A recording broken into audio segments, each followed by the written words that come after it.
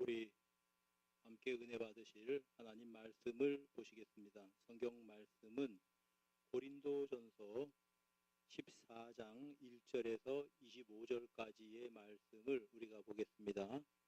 고린도전서 14장 1절에서 25절이 되겠습니다.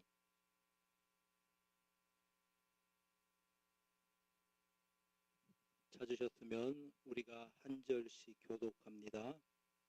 사랑을 추구하며 신령한 것들을 사모하되 특별히 예언을 하려고 하라.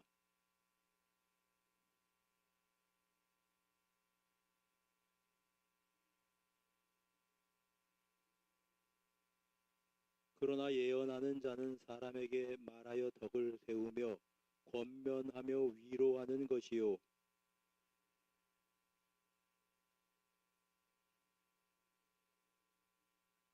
나는 너희가 다 방언 말하기를 원하나 특별히 예언하기를 원하노라. 만일 방언을 말하는 자가 통역하여 교회의 덕을 세우지 아니하면 예언하는 자만 못하니라.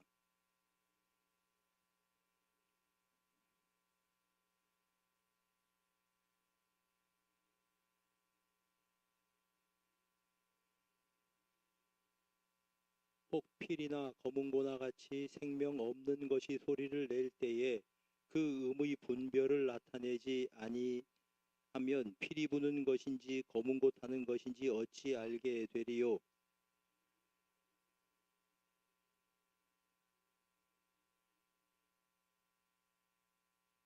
이와 같이 너희도 혀로서 알아듣기 쉬운 말을 하지 아니하면 그 말하는 것을 어찌 알리요. 이는 허공에다 말하는 것이라.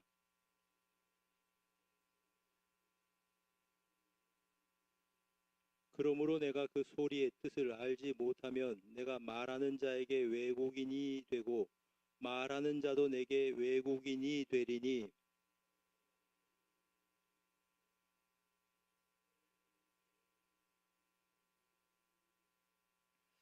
그러므로 방언을 말하는 자는 통역하기를 기도할지니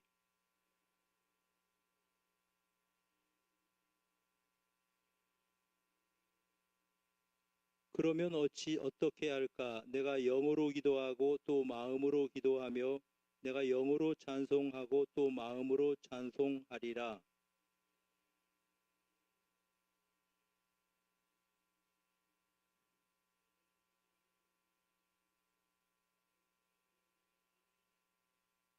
너는 감사를 잘하였으나 그러나 다른 사람은 덕세움을 받지 못하리라.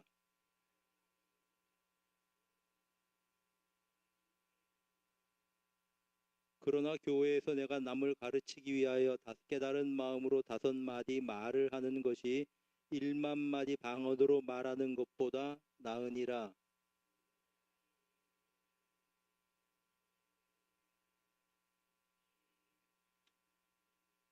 율법에 기록된 바 주께서 이르시되 내가 다른 방언을 말하는 자와 다른 입술로 이 백성에게 말할지라도 그들이 여전히 듣지 아니하리라 하였으니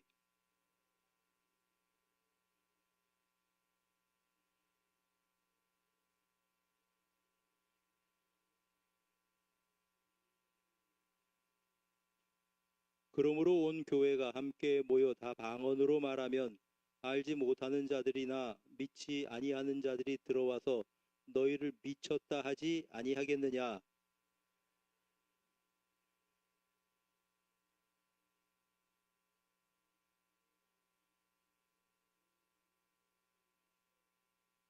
함께 읽습니다. 그 마음에 숨은 일들이 드러나게 되므로 엎드려 하나님께 경배하며 하나님이 참으로 너희 가운데 계신다 전파하리라. 아멘. 자, 오늘은 방언과 예언에 대해서 그리고 공동체의 덕에 대해서 말씀을 드리겠습니다. 지금까지 고린도전서 12장을 통해서 성령께서 주시는 성령의 은사 그리고 그 은사는 다양한 은사를 주셨는데 사실은 통일성이 있다. 교회의 덕을 위해서 은사를 사용해야 된다. 그런 말씀을 드렸습니다. 그리고 이제 14장에는 특별히 은사 사용의 질서에 대해서 말씀을 합니다. 그래서 방언과 예언 그리고 또 그것을 어떻게 사용해야 되는가에 대해서 말씀을 합니다. 그래서 이제 14장까지 말씀을 전한 다음에 성령의 은사에 대해서는 이제 이렇게 마무리를 일단 짓고요. 다음 주부터는 고린도전서 15장을 통해서 부활에 대해서 한 4번 정도 아마 설교가 될 거예요. 부활에 대해서 그 오후 예배 때에는 4번 정도 하나님의 말씀을 증거하겠습니다. 자, 여러분 스마트폰을 처음 구입을 하면 우리가 필요한 것들을 이제 앱을 깔죠. 내가 필요한 것들을 구입을 해서 이렇게 이제 깔아놓고 사용을 하게 되는데 못 모르고 아무거나 막 누르고 아무거나 막 설치를 해 놓으면 내가 편하게 사용할 수 있는 것이 아니라 여러 가지 기능들이 엉키게 될 가능성이 있습니다. 참 복잡해지겠죠, 쓰기가. 은사도 마찬가지입니다. 고린도 교회에는 성령의 은사들이 참 풍부한 교회였습니다. 그런데 성령의 은사들은 풍부했지만 성령의 은사 때문에 교회가 굉장히 복잡한 일들이 많이 생긴 교회였습니다.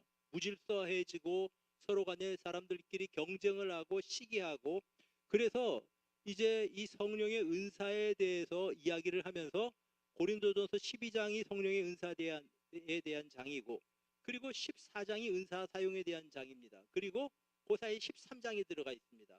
그러니까 은사 사용 때문에 무질서해진 교회에 가장 좋은 은사가 사랑이다 라고 하는 것을 강조해서 13장에 이렇게 기록을 해 놓았습니다. 그래서 13장의 사랑에 대해서는 이미 여러 주 말씀을 먼저 전했습니다.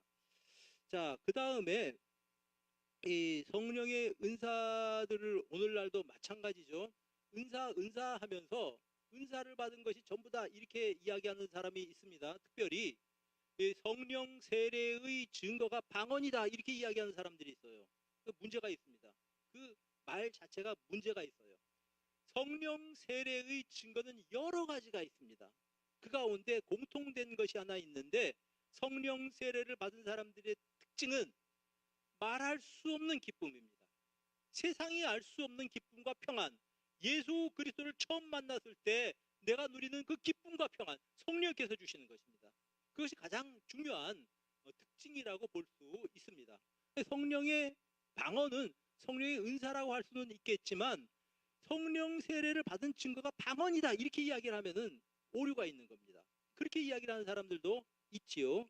또 반면에 어떤 사람들은 성령의 은사는 이미 이제 이 사도시대 때 끝났다, 은사는 없다, 성령 하는 사람들은 싸그리다 신비주의자들이다, 교회를 어지럽힌 사람들이다, 이렇게 또 극단적으로 이야기를 하는 사람들도 있습니다. 두 가지가 다 틀렸어요. 성령 신비주의자라고 말하면서 성령의 은사를 인정하지 않는 사람도 잘못됐고, 또 성령의 은사 이야기하면서 이제 그것만 가지고 모든 것을 받은 것처럼 이야기하는 사람도 잘못됐다고 하는 그러한 말입니다. 그래서 바울 사도가 이제 은사 사용에 있어서 중심을 잡으려고 하신 말씀이 사랑이다, 교회 덕을 세워야 하는 것이다 라고 말씀을 하신 것입니다.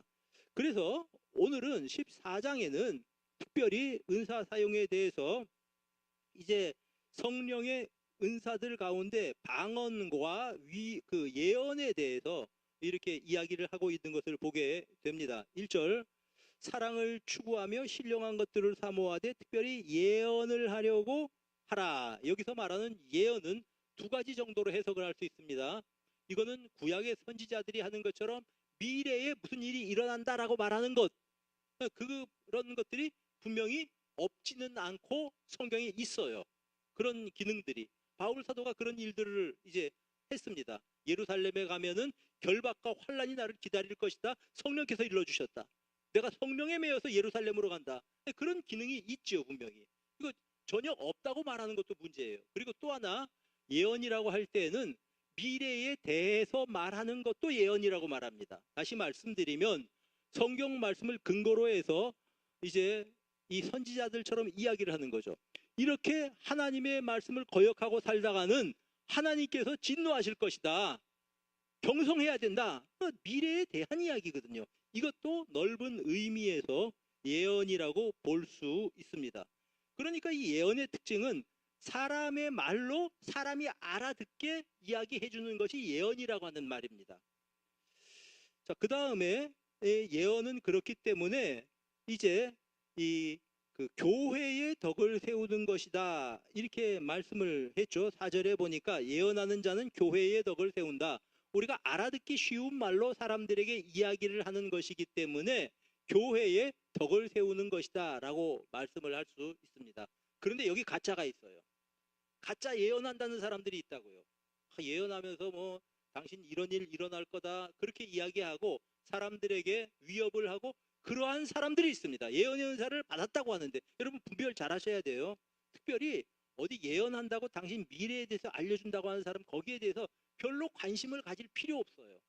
하나님께서 내 미래를 인도하시는데 나한테 일러주시지 왜 다른 사람 통해서 일러주십니까? 그렇잖아요. 우리가 그런 부분들에 있어서 잘 분별을 해야 될 필요가 있다라고 하는 것입니다. 또 하나가 이제 그러면 방언에 대해서 2절에 방언을 말하는 자는 사람에게 하지 않고 하나님께 하나니 이는 알아듣는 자가 없고 영어로 비밀을 말한다. 방언은 이런 거죠. 여기서 말하는 방언은 사도행전 2장에는 두 가지 방언이 이런 종류의 방언에 대해서 이야기하죠. 베드로 사도가 설교를 하는데 그 설교를 각국에서 온 사람들이 자기 나라의 말로 모국어로 알아듣습니다. 일종의 통역이 되어지는 과정이라고 보죠. 그것도 방언이라고 되어 있어요. 그런 방언의 역사가 있었다라고 하는 것이고, 바울 사도가 여기에서 말하는 방언은 우리가 흔히 말하는 방언입니다. 사람들이 알아듣지 못하는 이야기로 막 기도하는 것을 말하는 거죠. 우리 교회에도 방언을 하는 분들이 있고 방언의 은사를 사용하는 분들이 있습니다. 자, 그런 방언을 말하는 것이죠. 근데 이제 그런 방언은 이제 이 하나님께 하는 것이기 때문에 사람이 이해할 수 없는 언어로 하나님께 내가 기도를 하는 것이기 때문에 그것은 자기 영혼에는 유익하지만 듣는 사람은 그게 무슨 뜻인지 알지 못한다는 겁니다. 막 여러 사람이 있는데 방언으로 막 기도하고, 혹시 뭐 그런 사람은 없겠지만 오늘 대표 기도를 참 잘하셨는데 김기순 집사님이 대표 기도 시켜놨더니 마이크 들고 막 방언을 한다. 이게 뭐 제정신이 아니죠. 그러면 교회가 엉망이 되는 겁니다. 그런 건 아니에요. 그래서 방언은 자기 영혼에게 유익을 끼치기는 하지만은 이제 이 자기의 덕을 세우는 것이다. 4절 이렇게 말씀하고 있는 것입니다. 자, 먼저 은사로서의 방언에 대해서 좀 생각을 해보기를 원합니다. 은사 중지론을 주장하는 사람들이 있어요. 신학자들도 그런 사람들이 많이 있습니다. 성령의 은사는 이제 사도행전 시대에 초대교회 때 있었다가 그 후로는 없어졌다는 거죠. 그러면 이 은사 중지론을 주장하는 것도 나름대로는 근거가 있습니다. 그게 어디냐면 고린도전서 13장 8절을 들죠. 고린도전서 13장 8절 한번 보여주세요. 시작. 사랑은 언제까지나 떨어지지 아니하되 예언도 패하고 방언도 어떻게 해요? 그치고 지식도 패하리라. 자, 성경에 방언도 패한다고 했으니까 방언 없어졌다. 방언은 뭐 이제 교회가 세워진 다음에 그런 은사는 필요 없다라고 주장하는 사람들이 있습니다. 그래서 은사 그 중지론의 어떠한 그런 근거가 되기도 하지요. 두 번째로 은사 중지론자들이 주장하는 이유는 은사는, 방언의 은사는 은사 중에 제일 꼴찌기 때문에 그렇게 이야기를 합니다. 자, 한 장만 넘겨서 12장으로 넘어가 보세요. 은사들에 대해서 쭉 한번 다시 한번 살펴봅니다. 12장 이제 이 8절부터 어떤 사람에게는 성령으로 말미암아 지혜의 말씀을, 그러면서 쭉 은사의 목록을 열거를 하죠. 10절 보세요. 어떤 사람에게는 능력 행함을, 어떤 사람에게는 예언함을, 어떤 사람에게는 영들 분별함을, 어떤 사람들에게는 각종 방언을 말함을, 어떤 사람에게는 방언을 통역함을 주신다. 자, 여러 가지 은사의 목록을 쭉 열거하다 제일 마지막에 나오는 게 뭡니까? 방언과 방언 통역이죠. 그래서 제일 마지막에 나오니까 이제 이 방언의 은사는 꼴찌 은사다, 뭐 꼬레비 은사다, 이렇게 이야기하는 사람도 있어요. 그래서 이제 은사 중지론자들이 이렇게 주장하는 논거가 여기에 있다고 하는 겁니다. 이제 거기에 대해서 좀 하나하나씩 좀 우리가 살펴볼 거예요.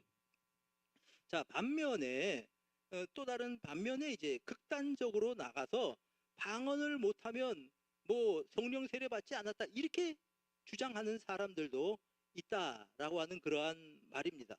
참고로 은사 중지론자들이든 아니면 은사를 좀 이제 소홀하게 취급하는 사람들의 특징은 대부분이 은사를 체험하지 못한 사람들이 그런 얘기를 해요. 대부분 그래요. 이제 부산에 있는 어떤 신학대학교는 다 알겠네요. 무슨 신학대학교에는 모 교수님이 있습니다. 그분은 원래 그 교단이 은사 중지론에 가까운 굉장히 보수적인 교단이죠. 그런 데서 가지고 있는 신학은 보수적이기 때문에 은사 중지론이에요. 그래서 은사는 사도행전이 끝났다 그렇게 가르치죠.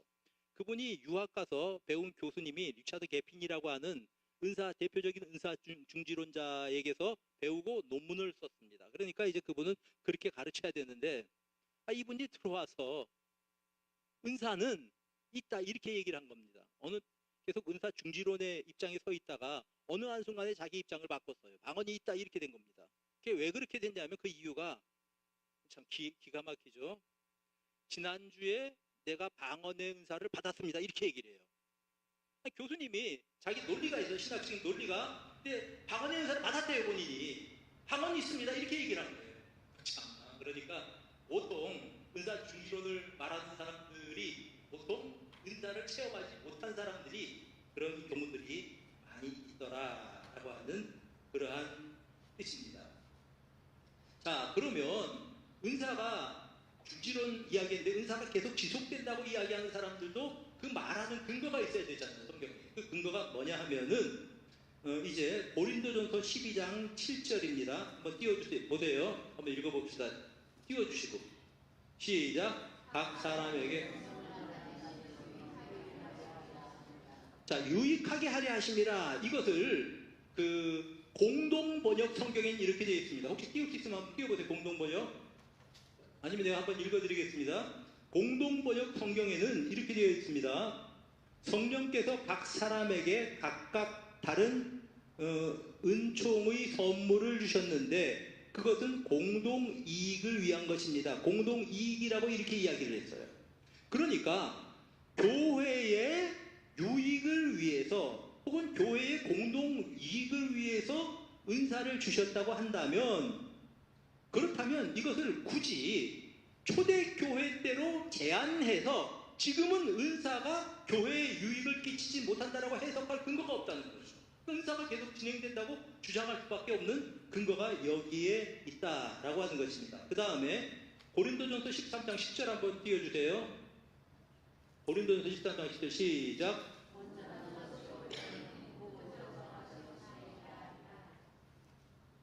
자, 아까 예언도 폐하고 방언도 폐하고 그렇게 이야기를 했죠. 그런데 그것이 어떤 맥락에서 쓰여진 건가 하면 온전한 것이 올 때에는 부분적으로 하던 것이 폐하리라. 온전한 것이 뭡니까? 예수님의 재림이에요. 그러면 예수님 재림하시기 전까지는 부분적으로 하던 성령의 은사가 존재한다는 얘기입니까? 없다는 얘기입니까?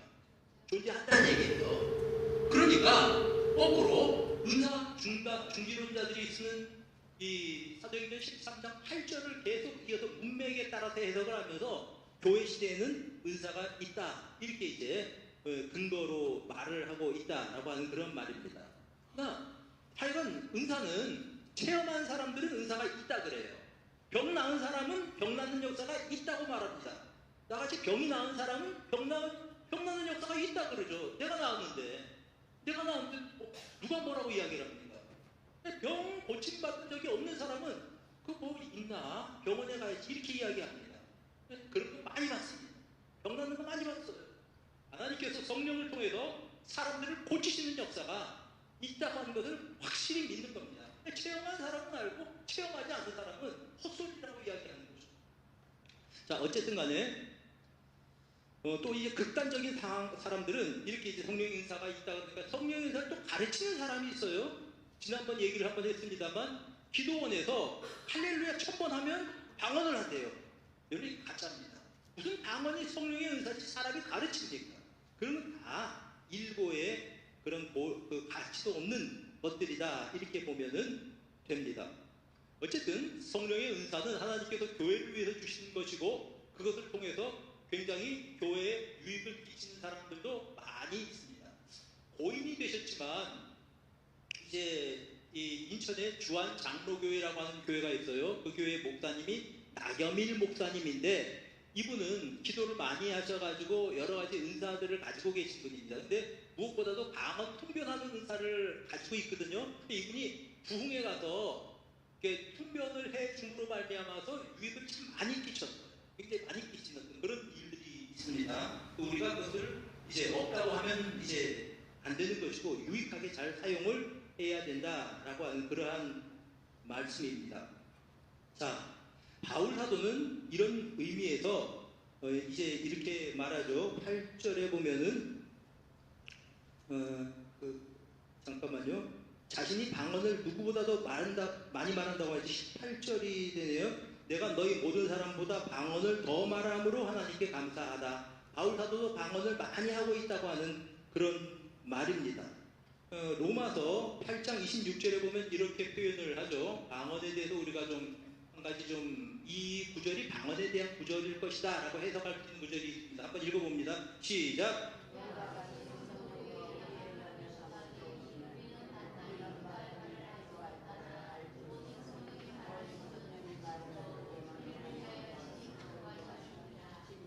예, 우리가 뭐를 기도해야 될지 모르는데 성령께서 우리를 위해서 대신해서 기도하게 하신다라고 하는 것이죠. 그래서 우리가 이런 어떤 긍정적인 면에서 방언을 잘 사용하면 굉장히 유익하다라고 하는 것입니다. 고린도 교회는 은사가 풍성했습니다. 근데 문제는 은사가 질서 없이 무질서하게 막 그냥 남용되고 있었습니다. 그러니까 은사를 받았다고 하는 사람들은 막 우월감을 가지고 은사를 받지 못한 사람들은 괜히 사람들을 갖다가 이제 나누어서 아주 그냥 별개의 사람처럼 열등한 신자들처럼 이렇게 생각을 하는 경향이 있습니다. 근본적으로 은사는 모든 것이 성령으로부터 나온 것이다. 이게 기본이고요. 두 번째로 은사는 성령께서 주신 것이기 때문에 높낮이의 기준 혹은 중요도나 덜 중요한 것들로 우리들이 구분할 수 있는 게 아니다. 방언은 중요하고 방언의 은사는 예언은 안 중요하고 예언이 더 중요하고 방언이 안 중요하고 다 쓸데없는 이야기입니다. 교회를 위해서 각각 주시는 것입니다. 세 번째로 이 모든 은사는 교회를 섬기기 위해서 주신 것이기 때문에 교회에 덕을 세워야 된다라고 하는 것이죠. 방언도 덕을 세워야 되는 것이고 예언도 덕을 세워야 되는 것입니다. 방언의 통역 역시 덕을 세워야 되는 겁니다. 여러분 방언 통역한다고 해가지고 내가 통역해줄게 그러면서 엉뚱한 소리 하는 사람들 굉장히 많아요. 그래서 쫓아다니지 마세요. 방언은 기도의 은사예요. 내가 기도하기 위한 은사예요. 혼자 쓰면서 기도하면 되는 것이죠. 그리고 또 이제 어떤 은사가 우월하다고도 못하기 때문에 이것을 사랑의 동기를 가지고 교회를 위해서 사용해야 된다라고 하는 것이 바울 사도가 우리에게 일러주시는 그러한 교훈인 것입니다. 중요한 것은 교회의 덕을 세우라고 하는 말씀이죠. 4절에 보니까 방언을 말하는 자는 누구에게 덕을 세운다 그럽니까? 자기의 덕을. 왜냐하면 듣는 사람들이 무슨 말인지 모르니까. 그러니까 예언하는 사람들은 교회의 덕을 세운다 이렇게 말씀을 하고 있습니다. 그래서 이제 바울 사도는 방언을 말하는 것보다는 오히려 깨달은 마음으로 한마디 말하는 것이 더 낫다 그렇게 표현을 합니다. 19절 한번 보세요. 1만 마디 방언으로 말하는 것보다도 깨달은 마음으로 5마디 말하는 것이 차라리 낫겠다 라고 우리에게 이렇게 일러주고 있습니다. 자, 뭐 여러 가지 케이스들을 이야기하는데 이것들은 뭐 다 이렇게 이제 우리가 교회의 질서를 위해서 사용하는 것이다 라고 하는 차원에서 이야기를 하는 것이고요. 어쨌든 결론적으로 바울 사도가 이야기하고 있는 것은 그것입니다.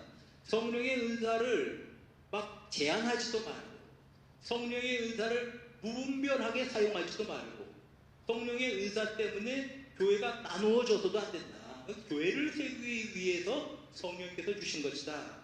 여기서 더도 덜도 아니다. 이렇게 말씀을 하고 있는 겁니다. 그리고 가짜가 있다. 분별해야 됩니다. 내가 기도해보니까 뭐 무슨 소리 들었다. 내가 집사님 위해서 꿈을 꿨는데 이런 꿈 꿨다. 헛소리입니다. 귀담아 들으면 안 됩니다. 어려운 사람들 막 힘들어하는데 내가 기도해보니까 집사님 이렇게 산으로 가야 돼. 집사님은 바다로 가야 돼. 이런 사람들이 있어요. 헛소리 하는 거예요. 듣지 마세요. 어디 가서 그런 사람들 기도해 준다고 해서 찾아가지 마세요. 가짜입니다. 가짜. 사탄도 이런 일을 통해서 사람들을 미혹한다고요. 자기는 진짜라고 그러죠. 사탄의 역사인 경우가 많다는 것이죠. 그래서 우리가 가짜를 진짜를 잘 분별할 줄 알아야 하고, 또한 다른 한편으로는 우리들이 건전하게 성령의 은사를 사용해서 자신의 심령에 유익을 끼치고 교회에도 유익을 끼쳐야 하는 줄로 믿습니다. 그리고 가장 좋은 길이 사랑입니다. 성령의 열매를 맺어서 교회의 덕을 세우는 성도님들이 다 되시기를 우리 주님의 이름으로 축복합니다. 한번 기도합시다. 사랑의 아버지 하나님, 우리 사랑하는 해운대 중일교회가 교회를 든든히 하고 세우기 위해서 주님께서 주신 많은 은사들이 풍부하게 하시고 충만하게 하셔서 개인의 심령과 우리 교회가 든든히 세워질 수 있도록 은혜를 베풀어 주시옵소서. 우리 구주 예수 그리스도 이름으로 기도드립니다. 아멘.